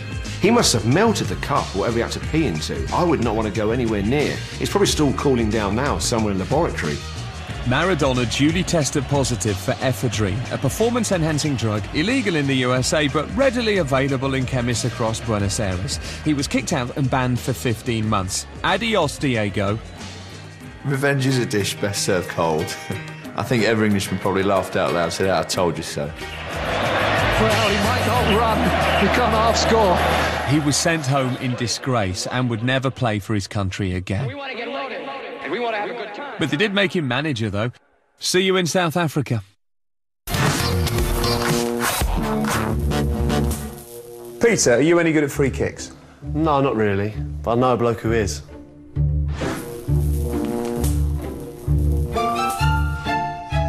England manager Glenn Hoddle made some strange and shocking decisions at the 1998 World Cup. First of all, he dropped Geordie genius Paul Gascoigne from the squad. Hoddle didn't feel Gazza was in the right shape, and at England's training camp he broke the news, which he didn't take well. I think it was probably due to the fact that Hoddle was playing Kenny G that Gazza was going out of his mind. Yes, the visionary Hoddle decided to soften the blow by playing the relaxing, smooth jazz of America's premier saxophonist. No wonder he flipped. Hoddle then had another bombshell for our other superstar, David Beckham. He had played in every single qualifying game. We were all getting excited just how he'd perform in the World Cup. And then Glenn Hoddle goes and leaves him out the first 2 games. Glenn was adamant that it wasn't the right time for David Beckham to be playing in the World Cup. What do I think Hoddle's head was doing at the time? Nobody knows what Glenn Hoddle's head is doing at any time. So after consulting his crystal balls, Hoddle dropped golden balls, and England lost. What a balls up. So, after tucking into a rather large slice of humble pie, Hoddle recalled Beckham for the deciding group game, played in front of England's hardcore travelling fans. He certainly had the spotlight on him and didn't disappoint. And it was Colombia's defence who got a real shock as Becks popped his England scoring cherry. I would imagine David Beckham, sort of range he would fancy. That's Beckham! Oh, it's in! The supporters celebrate a splendid goal. There's a magnificent free kick. It was one of those, you know, let out a little bit of wee moments that you have in your life. I got a great view of the free kick. You see the ball stroke, it's on its way, and then you see it ball to the net. What a great feeling that is. And the biggest achievement of it as well, compared to all of the other Beckham free kicks, is he had to curl it over Valderrama's afro as well, which is good, but also makes you think that's a great way to defend. Just like have Valderrama in your wall and then Jedward on either post. You're never going to concede a goal. Practice makes perfect, and it's the perfect momentum for England now. The world took notice of David Beckham that night in Lyon. Well, what a thoroughly impressive game this young man has had. Graham Poll was the best in the world. He was close to getting the World Cup final. Yes, he was. Well, unless England's top ref dropped a massive clanger in the crucial 2006 match between Australia and Croatia. But that would never happen. It was, wow, great, a test, a chance for me to prove that I am one of the best referees here, a chance for me to show FIFA that they've got the right guy for the right job. But sadly, it didn't work out all that well. In fact, Poll made World Cup history by booking the same player twice and not sending him off. And Simunic picks up his second yellow card. The red's confirmed. I don't think Graham Poll has got the red out of his pocket yet. I don't make mistakes like that, or I didn't. And then 3 minutes later, he showed him a third yellow card, finally remembering the red. A bit late, though. Up with the yellow card, and that was it. My fate was done. He was meant to be our best referee, and he did that. Like, imagine what our worst referee would have done on the World Cup. We're like, oh, what's all the commotion? Uriah Rennie's made the Spanish team play in their underpants because they turned up in the wrong kit. What about the fourth official and the linesman? I think they must have known, but they just want to make Pole look like a... It was a calamity that cost Pole his reputation, his dignity, and the World Cup final. I just felt that I needed some space and time, and I walked back on the pitch. I was dressed, got my FIFA suit on, and I went back into the centre circle because I knew my tournament was over, just to almost look round and wave goodbye to World Cup football, because that was it. He looked like a man out of his depth, and we all loved it. And he'll always be mocked for it, rightly so. I went up to my room and shut the door, locked it, obviously many, many tears. And I found myself sitting on a window ledge, and I'm looking down at these Australian boys partying, and the contrast in moods couldn't have been more different. And I just thought, again, you look back at it and think, God, if they'd looked up, I wonder what they'd have thought. Jump? And it was all yellow.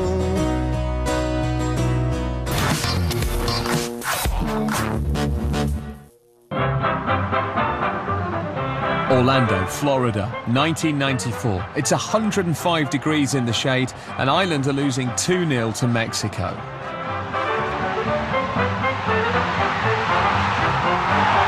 it's a long, long way back for the Republic of Ireland now. It wasn't so much the sun, it was the humidity on top of it. It was really close, and the sweat was pumping out of it. They were used to the heat. They were used to the humidity. Desperate to try and change the game, striker John Aldridge is ready to come on as a sub. I went to go on, and the fourth official put his hand across me and said, basically, you're going nowhere, which I couldn't understand. Confusion between the officials over the substitution paperwork meant Aldridge wasn't allowed on. With 10 men on the pitch, put 2-0 down in this humidity, in this heat, I lost the plot.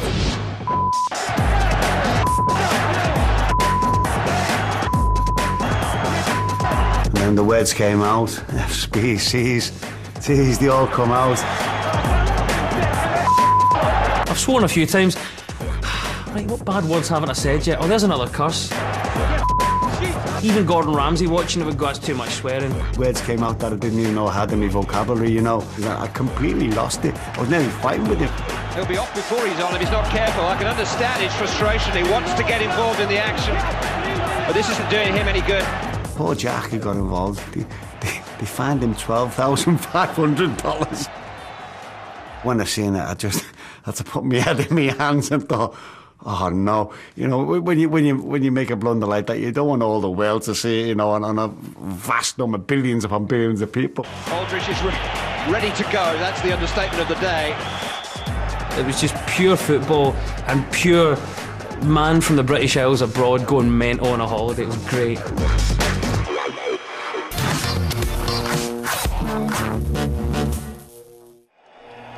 At number 12, it's one of football's most tragic stories. For me, the most shocking moment, it was a real shame for Baggio. I think people remember that more than how good he was. No, it isn't the most ridiculous ponytail in football history, although that was pretty shocking. It's Baggio's other World Cup blunder. Every World Cup has its star player, and in the USA in 1994, that man was Roberto Baggio. Baggio in '94 is the standout figure. Roberto Baggio! He scored 5 goals in 3 knockout games. Baggio! Still Baggio! He's gone wide! It was all about Baggio. It was a one-man show, and he was absolutely on fire. He dragged Italy kicking and screaming to the World Cup final. He was amazing that year, and you thought, this is it. It's tailor-made for him. And so, when the final went to penalties, it was Baggio who had the chance to be the biggest hero in Italian football when he stepped up to take the final penalty of the shootout. And all the pressure now on Roberto Baggio, who has to score. When he stepped up to take a penalty. You just feel like it's a given he's going to score. The man who really has brought the team to the final now has to save them. And it's over the top. Brazil have won the World Cup of 1994. He sort of popped his pitching wedge on and I look up at the sky and just leant back and just hoofed it over.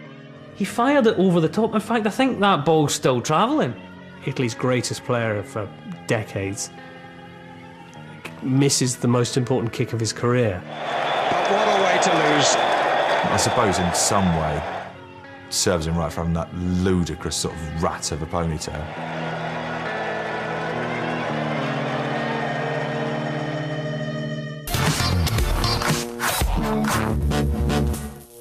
What's the first World Cup you really remember? Italia 90.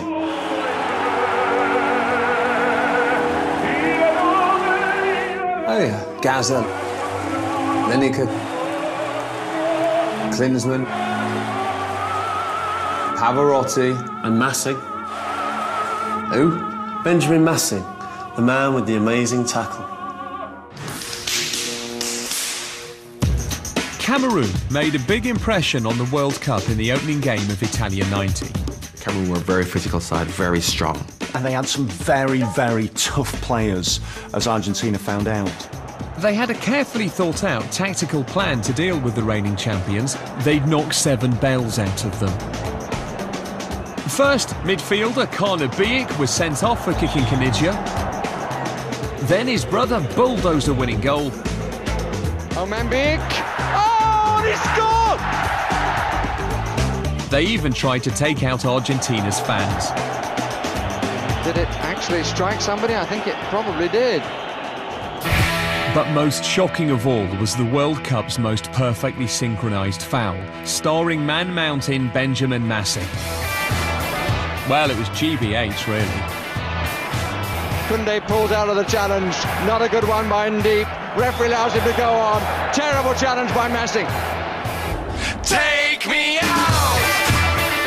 Kanidja, like a young, innocent gazelle, sort of sprinting down the wing, giving Argentina half a chance of an equaliser. One Cameroon player just flies across, just misses it. But Massing didn't. And he just clattered into him. There's a boot flying off. It feels like there's landmines going off everywhere. Do you really want to hurt me? And then he gets up and goes. Aside of the dancing at the corner flag, they were pure evil.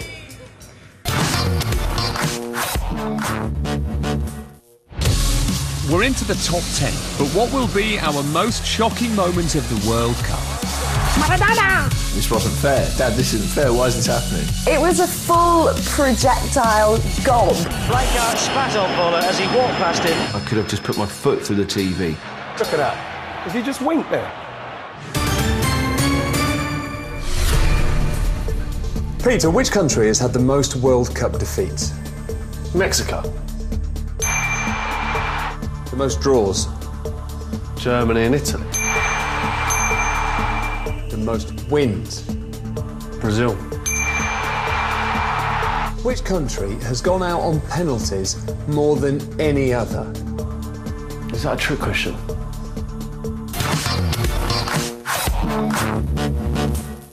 Penalties are what a way to decide like the fate of a team's World Cup. In 1990, England went out on penalties because they weren't very good at them. In 1998, they went out because they weren't very good at them and hadn't practiced them. But in the 2006 quarter-final against Portugal, things were different because we had players who were good at them and we'd practiced them. You see Frank Lampard step up and you have the kind of confidence, you look down the rest of the list and think, OK, where are the potential misses going to come from? Oh, he saved it! Well, him for one. That's a shocker, because even West Ham fans wanted him to score. Next, Liverpool's penalty Steven Gerrard missed. Still, Jamie Carragher, who was only brought on to take a pen, scored. Oh wait, no he didn't, he had to retake it. And he missed. The only reason we managed to score one was because Bayern Munich's Owen Hargreaves had spent 7 years playing in Germany.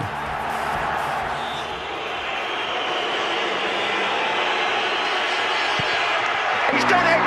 Portugal are through, and England are out of the World Cup. I hope they lost sleep. I do hope they lost sleep in them multi-million-pound bedroom sides. England had failed again, but at least they'd set a new record. Most penalties saved in a World Cup shootout. Good work, boys. John Terry and England were going home, but he did find the time to congratulate clubmate Paulo Ferreira and maybe ask where his wife was. Was it bad luck? Was it bad technique? Or can we somehow blame the Wags? Get the worst players to take them. That's what you need to do. Get the worst players to take penalties, yeah? Because history proves that the best players always miss.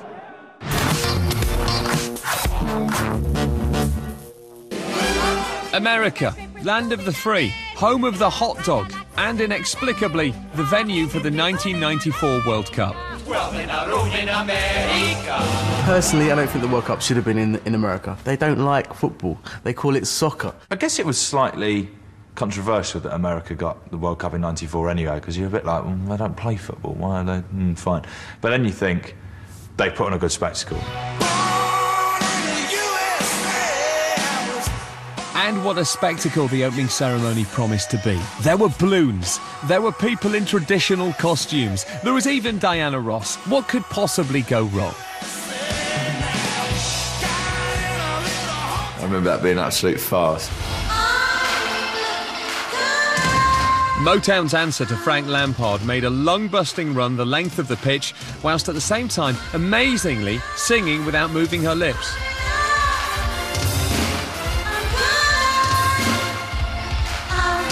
Weaving her way through hundreds of dancers dressed as God knows what, she reached the edge of the box and steadied herself in front of goal. It's about 5 yards, I mean, and the goal looks like a bigger than average goal as well to me. I mean, it's really stacked in her favour.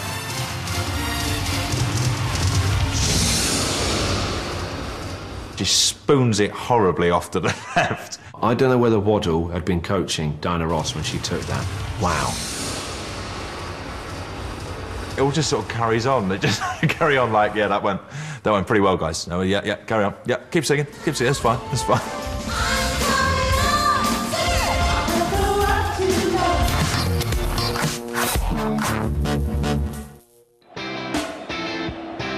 We've got used to seeing outrageous diving in football.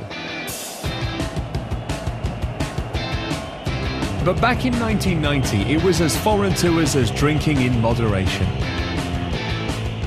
I think 1990 was when the diving became really prominent, and it was blatant, and it was people throwing themselves to the floor.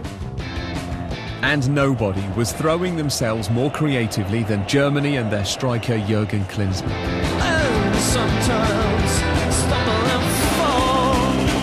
I think the Germans probably really did start the diving culture. They turned it into a trade, didn't they, where it was an art almost. It's a sick art, in my opinion.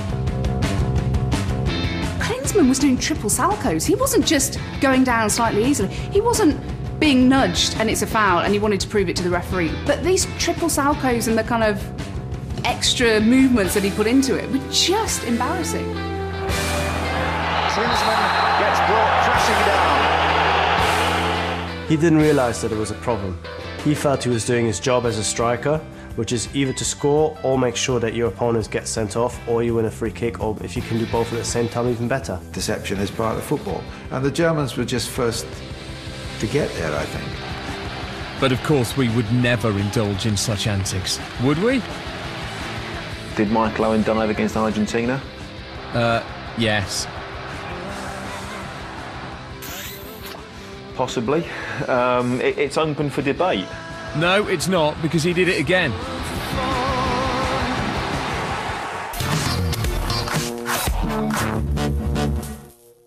(1990) semi-final. What minute? Listen, I've told you not to call me at work. Here's my mum's favourite World Cup shot. In 1990, one man played his way into the hearts of the nation.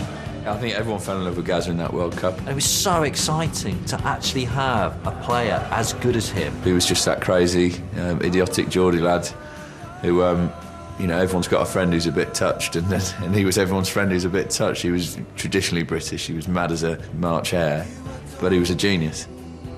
The lovable Geordie was the best thing to come out of Newcastle since coal. The carbon-based fuel, not Cheryl.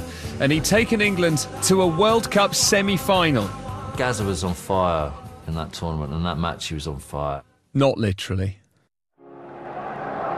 But like most things in English football, it was all about to go wrong and end in, well, tears. And in the end, the German bench get up and protest at Gascoigne's last challenge. He has actually, Gascoigne, got a yellow card, and oh dear me. He's going to be out of the final if England get there. And here is a moment that almost brings tears to his eyes. The nation's collective lower lip went all wobbly as we watched a grown man lose the plot. You can see that the Gazza that we know is now going to explode because he starts to bubble up. You could see him starting to well up. Gary Lineker pointing, have a word with him, have a word with him, all that. It's not often you see that on a football pitch, not that kind of emotion, not raw emotion while a game's going on. And it wasn't just a little tear, it was just his whole face went red. Every man watching that thought, this is great. Watching it saying, here we go, he's able to let go, express himself and show that he does have emotional capability. No, we didn't. We watched it and thought, what a pansy? What are you doing, mate? Just get on with the game, help your teammates to the final, none of this crying nonsense. But I tell you what, keep that up, you might get a crisp advert. And you too, Gary, have a word with him. The funniest thing which I just found out, when he kicked Thomas Berthold, Gazza went down to, like, console him, we thought. He said, well, when I kicked him, he said he was screaming. And only Gazza would think this. I thought to myself, if the referee hears him screaming, he's going to book me. So he said, what I was trying to do is I was trying to squeeze his lips to stop him screaming. So I looked at it again. He was actually trying to reach down and squeeze his lips together. I'm pretty sure he was saying something in Geordie's like, shut your fat face, you German bastard. Who would even think of something like that? And that is just Paul Gascoigne through and through. Nice try, Gazza, but it didn't work. And when England lost on penalties, the waterworks started again. You know, he was, very emotional, but it doesn't take him a great deal of time to get back to normal.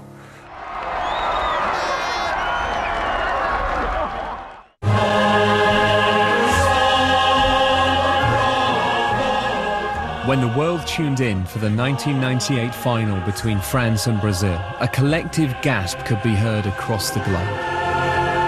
We've just had the surprise news, I suppose the shock news, that Ronaldo will not be in the Brazil 11 for tonight's match. David, we have to start with the big news that Ronaldo's not playing. Desmond, I've never had anything like this in my career. The scenes in the commentary boxes for the last 45 minutes have been absolute mayhem and chaos. In come the team sheets, no Ronaldo. It's Hamlet without the prince. It's the main man's not there. Early ball from Ronaldo, and here's Ronaldo! Whoa, goodness me! He was unstoppable. Right through, Ronaldo! He was big news, he was big, ugly news. We've seen, but here's Ronaldo! He was expected to light up the final, but when he and his team were nowhere to be seen, Motti went into meltdown. For the first time in the World Cup, Brazil have not come out to warm up on the pitch. It's all a bit sinister. It was the World Cup's very own X-Files moment, but instead of Mulder and Scully, the BBC had Hill and Ginola. It could be an argument going on in the dressing room, which has caused the problems that John has sort of half suggested. It's a big news for the French team because Ronaldo is very, very important for the Brazilian team. After they failed to shed any light on the situation, there was a further twist. Suddenly, the officials are coming around with more sheets, and Ronaldo's back in it. For any players in the world. David, I'm just going to interrupt you there because news has just come out that the biggest wind-up in World Cup football history has just hit the news because Ronaldo will play. Ronaldo played, but he and his Brazil team had a shocker, and France won 3-0. Zidane! after the game, conspiracy theories started. Had Brazil's sponsors forced him to play through the pain barrier? A lot of people said that he went on and he played because of certain sponsors. Had his girlfriend dumped him? He did look like he was a player who'd been jilted, actually. Was it, in fact, Emil Heskey in a Ronaldo suit? It does amaze me the lengths that players will go to. Well, in fact, the truth was far stranger and more shocking than any fiction. In the afternoon, during the hours before the final, Roberto Carlos wakes up with Ronaldo having seizures. He goes running to call the team doctor and the other people because he thought the guy was actually dying. When Brazil's players took to the field, there was real concern for their star man. A lot of the players have said, listen, we were terrified of him having something on the pitch. Roberto Carlos was actually afraid of Ronaldo dying. I don't think Ronaldo was any different from the rest. I thought they all played like they'd fainted that morning. Next up, it's a real sickener. Indeed, Peter. A right little winker.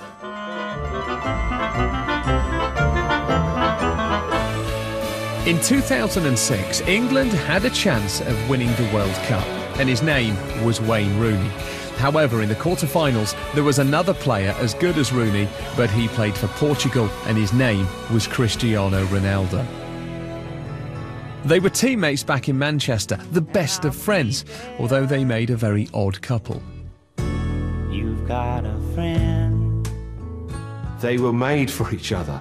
It's so good because I think they're just completely the two polar opposites of men. Like, one of them is the modern metrosexual complexion of an air hostess, and the other one is this big ginger ball of testosterone. Like, one wouldn't look out of place in a trendy bar in between a Cosmopolitan and a copy of Vogue. The other one wouldn't look out of place on a wall chart in between Homo habilis and Homo erectus.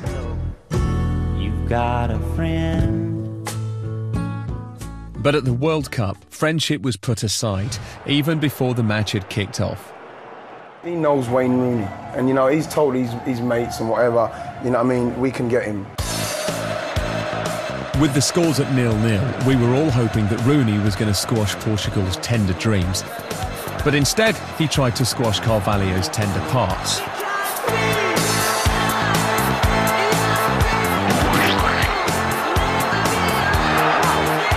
Under the nose of the referee, and there's a bit of angst going on here. These Portuguese players are pushing Rooney. The referee, if you look at it, wasn't going to send Rooney off. It was only when his Manchester United teammate, Cristiano Ronaldo, came along, and he was all like this, he was like, send him off, send him off. And the referee has gone to his pocket, it's red! These guys, they know what they're doing, and he knows Rooney's weak spots. He knows what's going to make him tick. He knows what's going to get him sent off. Did the Portuguese try to wind Wayne up? Maybe. Did they get him sent off? It's a fact. Ronaldo had betrayed a friend and sent England out, but far, far worse was to come.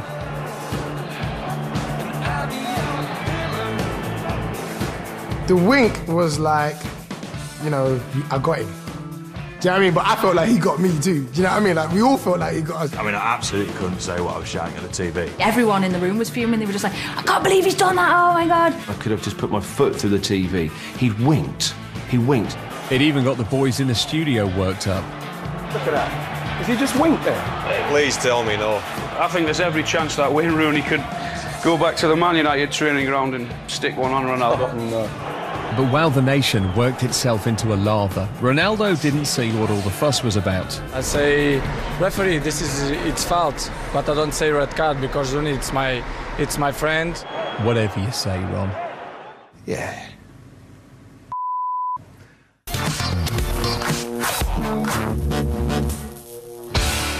Although we might like to think we are, we're not Germany's biggest rivals. It's this lot. Holland-Germany must be I would say, the most bitter rivalry in Europe. Germany-Holland has been a grudge match for a long, long time. And their clash in Milan in 1990 lived up to its billing. Even the ref got involved. And he's determined to stamp his authority, isn't he? Probably one of the worst, ugliest scenes in World Cup history. The shirts are ugly, The haircuts are ugly. The facial hair is terrible. But even more shocking than that was what Dutch midfielder Frank Rijkaard did to German striker Rudi Voller. Following a little playground spat, Rijkaard came back with a spit.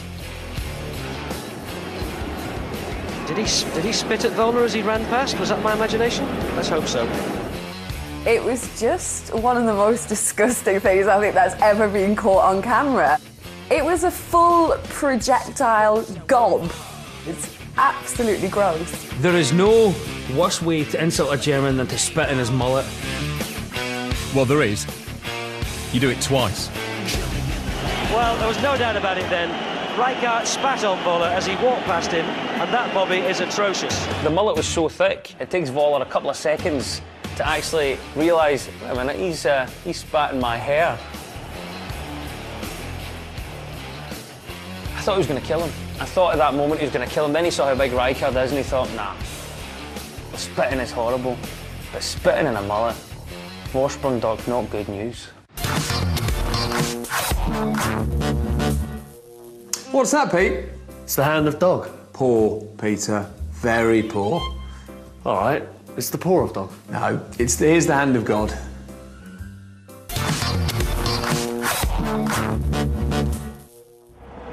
The 22nd of June 1986 and the Azteca Stadium in Mexico provides the backdrop for what nobody can deny is one of the World Cup's greatest ever shocks. It's a bizarre moment, really, but I always remember the big shadow. The big what? The star-shaped ball. This star-shaped shadow in the centre of the pitch all the time in the main stadium, and thinking, where's that come from? How have they managed to do that? It was in fact a piñata, a traditional Mexican decoration on which the organisers hung the stadium speakers, presumably for announcements such as, "Look out, he's going to cheat."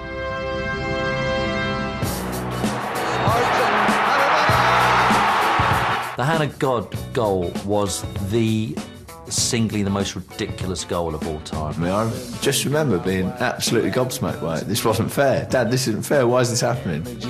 Just minutes into the second half, Argentina's Diego Maradona shocked the world by proving that he was an exceptionally handy player. Why did you do it?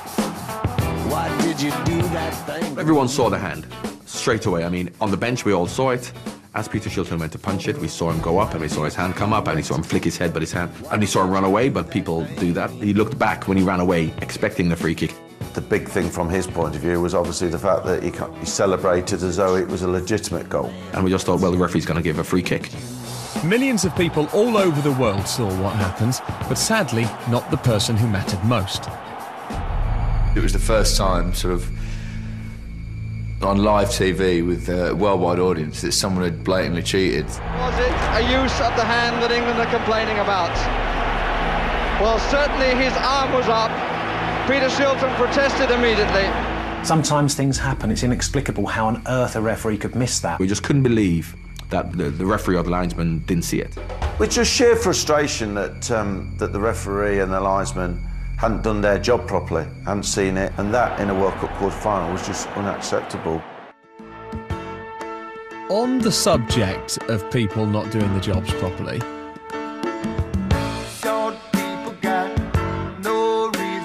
I don't know how Peter Shilton gets outpunched by a midget. He was the man of the tournament. He was the guy that you should really know, and you should know he's not that tall. He leapt like a salmon. He outleapt Shilton. It was incredible. How did this happen? You know, he's 4'3". Maradona! Afterwards, Maradona said it was a little with the head of Maradona and a little with the hand of God. But England's players and fans were left wanting to give him a somewhat less divine bunch of fives. Maradona should have got a punch in the face from somebody on the field. Peter, tell me honestly, would you ever do anything as nasty and low-down dirty as that just to win in South Africa? Oh, yeah. Don't worry about that. Good. I was hoping you'd say that. It went crazy. I didn't think that it would go that... I mean, I knew that people wouldn't be happy, but I never knew that it would go that bad. There was not rioting on the streets. It was really quite ugly for months afterwards. He should never have done it. He should never, ever have done it. He should never have kicked out. And to be fair, he's cost us the World Cup, hasn't he? In the summer of 1998, one man stood above all others as the most hated in England. He wasn't a murderer, a serial killer, or even Piers Morgan.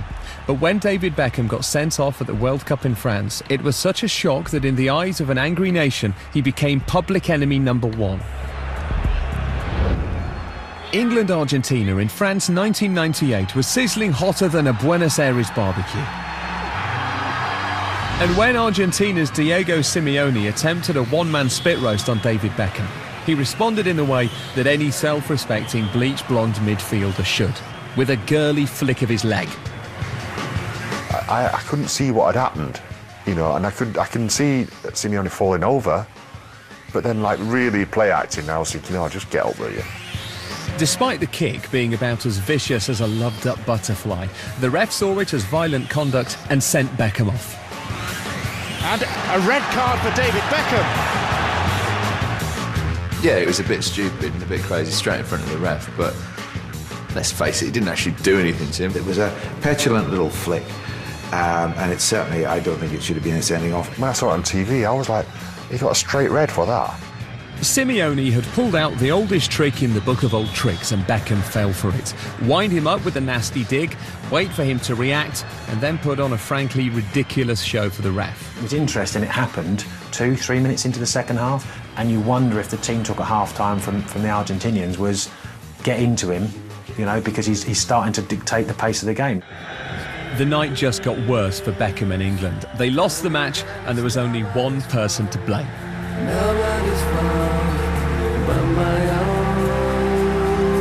a mad moment by David Beckham probably cost you the game at the end of the day. It's cost us dearly. I was really disappointed in him. You selfish, you idiot, you kid. If he didn't do that, I reckon we would have gone through. The David Beckham effigy was literally the worst effigy I have ever seen. And I'm not an expert on effigies, I've never made an effigy. It was like a crash test dummy with a David Beckham shirt on it and a sarong. Didn't even put on like a little wig or those pants that he wears. If you're gonna make an effigy and you're gonna threaten a man's life, at least have the decency to go out and get the required materials and put in the time and the effort to render an effigy that looks like the guy you're threatening. Because that was... As for Beckham, well, we didn't hear much more from him. If the World Cup proves one thing, it's that anything is possible. The only thing to expect is the unexpected. On the greatest stage of all, villains can become heroes and heroes can turn to villains. It's time for number one, the most shocking World Cup moment of all.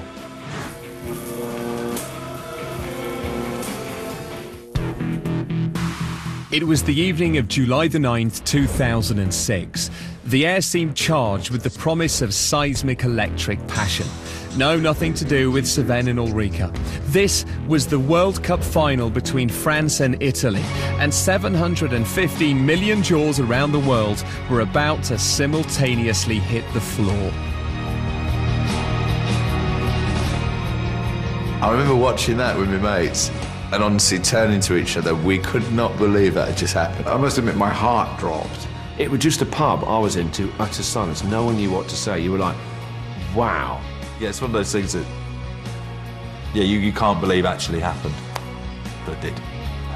The match was the grand stage for Zinedine Zidane, one of the greatest footballers ever, to take his final bow. The stage was set for the great man to make a great exit, and it didn't quite end like that. Zidane scored an audacious penalty. And then, with the scores level at 1-1, came a moment so shocking, the powers that be won't even let us show it. You can't excuse that. Zidane's career ends in disgrace. He's just lost it for no discernible reason and in front of so many people, and just nutted him. I found it absolutely unbelievable that such a career that involved so much elegance and art should end with the kind of thing that someone might do in a pub after 10 pints of lager. The planet reeled in shock, and then began a giant game of Chinese whispers.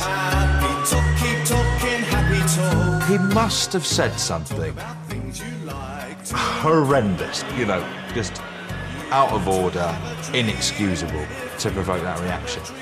I knew they'd said something really horrible because Zidane's face changed, and it could have only been something to do with his family. The other story is that there was a rumour about Zidane and some unpleasant personal business that had taken place in Turin when he was at Juventus, and that Marcello Lippi, who was manager of Juventus at the time, said to Materazzi, mention this to Zidane and just see what the reaction would be. And we did see the reaction. In his farewell game from the sport, on the biggest stage of all, Zidane had capitulated. Italy won the World Cup on penalties, but the match will always be remembered for a moment of madness. I don't feel sorry for Zidane, and I don't feel sorry for the French, because that won us the World Cup. But there was one final sad, shocking and epic moment as Zidane did the ultimate walk of shame. That vision of Zidane walking past the World Cup trophy as he exited the pitch is iconic now. The best player in the world at the time walking past the World Cup that he should have won but has just thrown away because he's nutted a guy is a very arresting and powerful image. But it's over now. Cheerio then.